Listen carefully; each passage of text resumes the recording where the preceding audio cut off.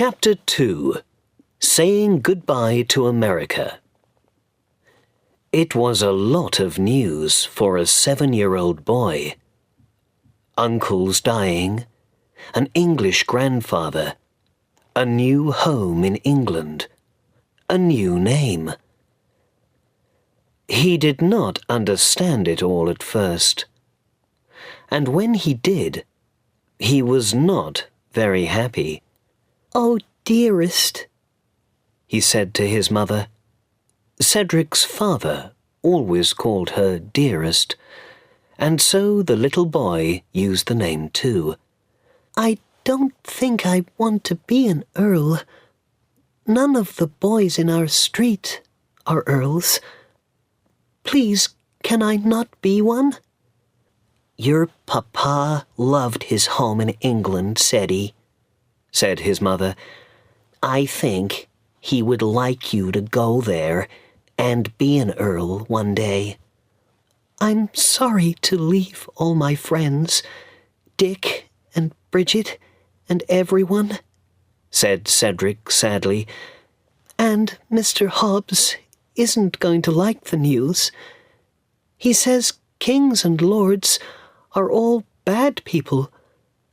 America has a president, and Mr. Hobbs says presidents are much better than kings." The next day, Cedric went to see Mr. Hobbs at his grocery store. He sat down in his usual place, but at first he could not find the words to tell Mr. Hobbs his news. Then he said it all at once, very quickly. Mr. Hobbs stared at him. "Well," he said, "can this be true?"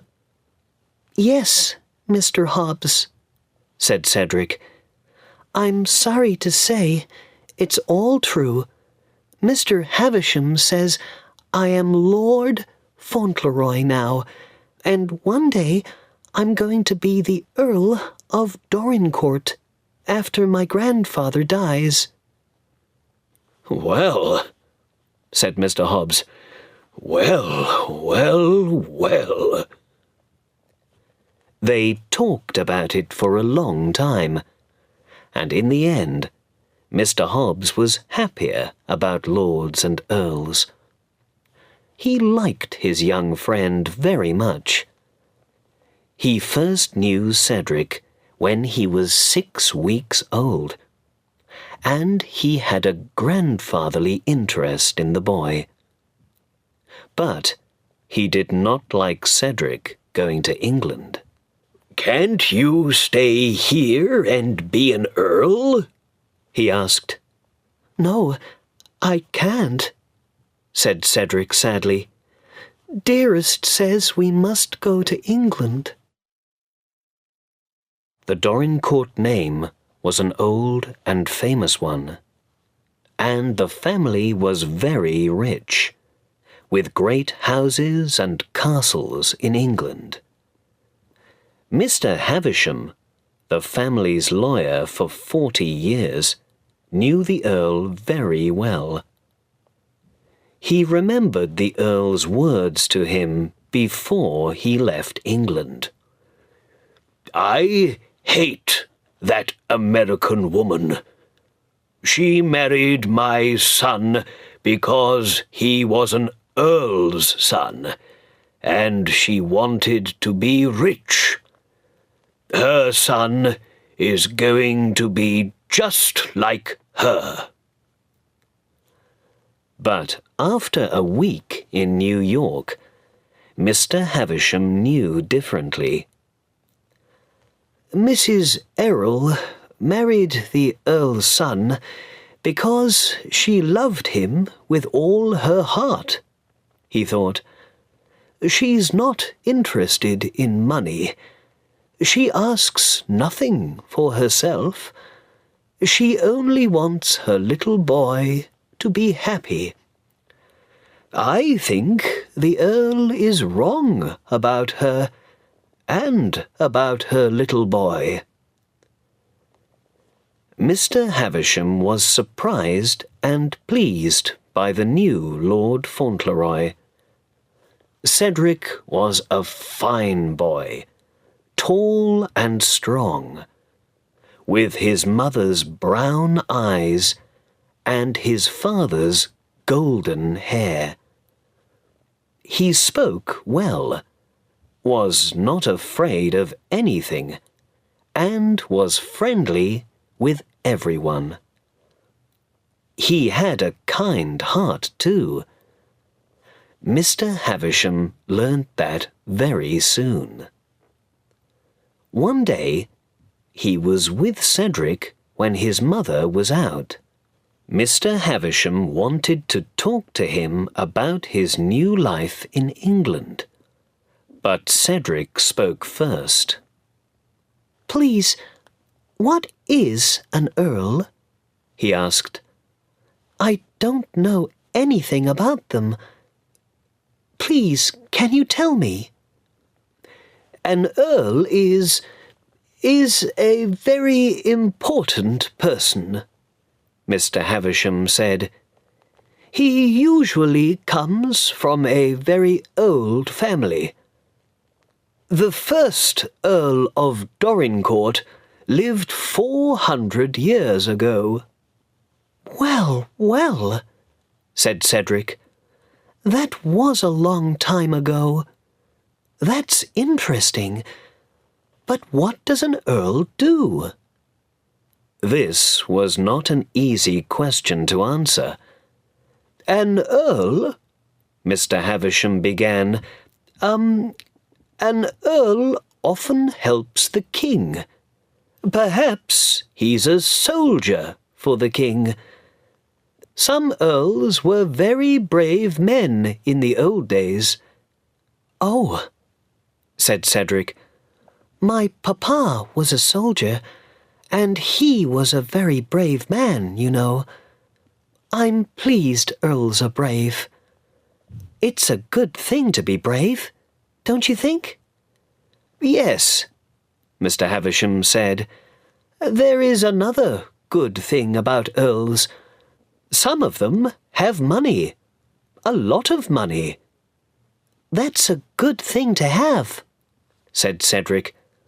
"I'd like a lot of money." "Would you?" said Mr. Havisham. "Why?" "Well," Cedric said happily, "a person can do so many things with money, you see. I can buy beautiful things for Dearest, like books and pretty dresses. I can buy a warm winter coat for Bridget. She lives in our street and has 12 children. And a present for Mr. Hobbs at the grocery store. And then for Dick—" "Who is Dick?" asked Mr. Havisham. "Dick is a bootblack," said Lord Fauntleroy. "He cleans people's boots in the street, you know. He's one of the nicest people in the world.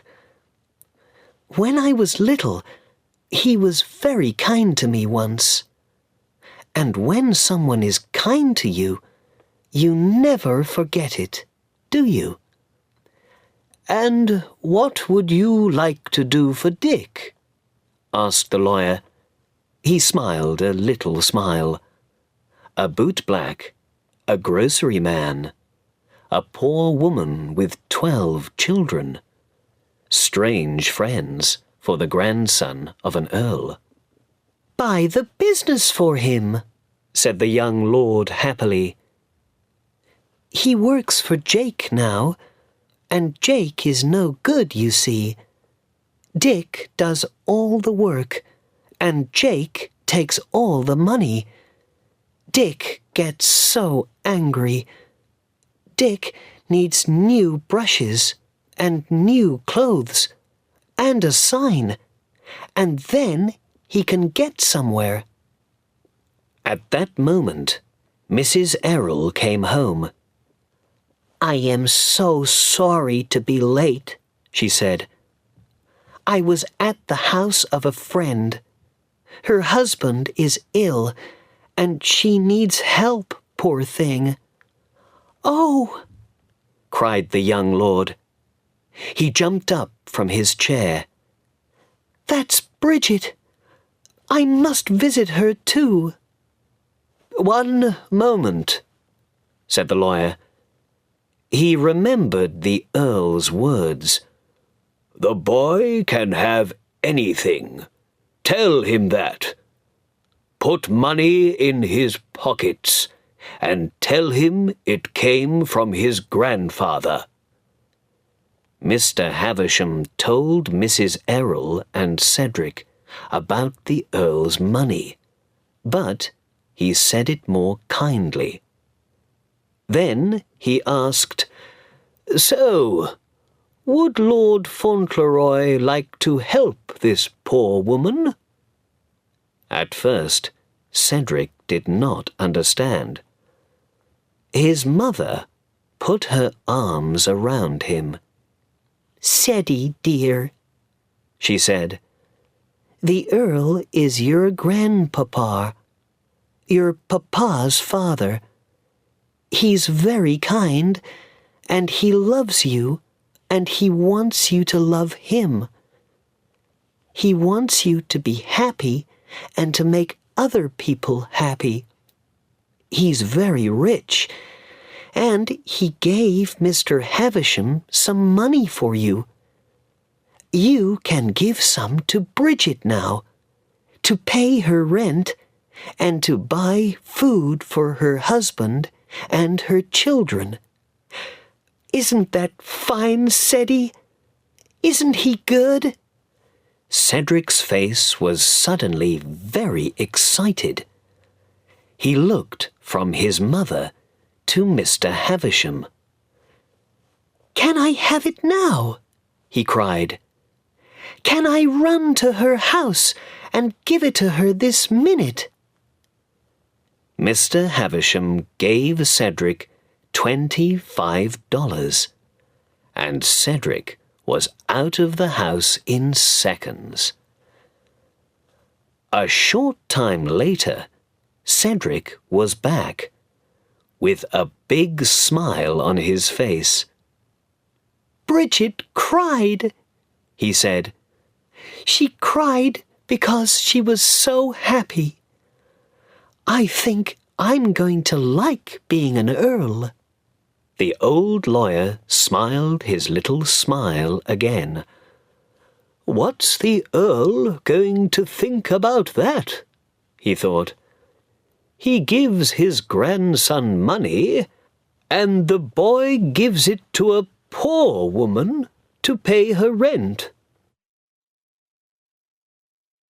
The day for leaving New York came quickly. In the last days, Lord Fauntleroy was very busy. With the Earl's money, Bridget's children all had new clothes, and Mr. Hobbs had a very fine gold watch from his little friend. "Look," said Cedric.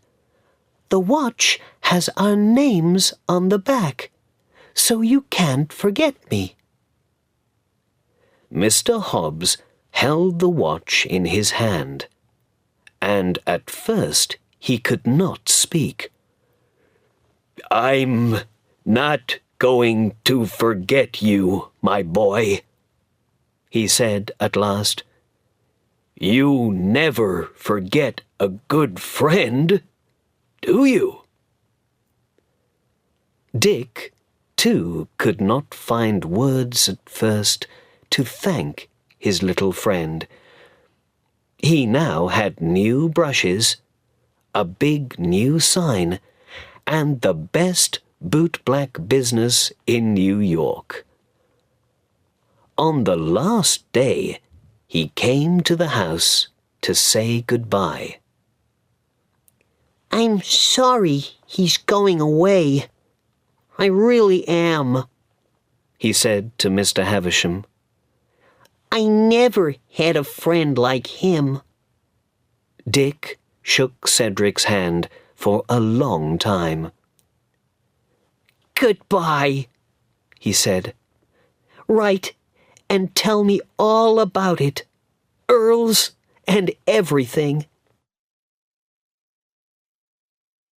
That evening, Cedric's mamma was very quiet. Cedric held her hand. "It's sad saying goodbye to all our friends and our little house, isn't it, dearest?" he said. "Yes, Ceddie dear, it is," she said. "Very, very sad."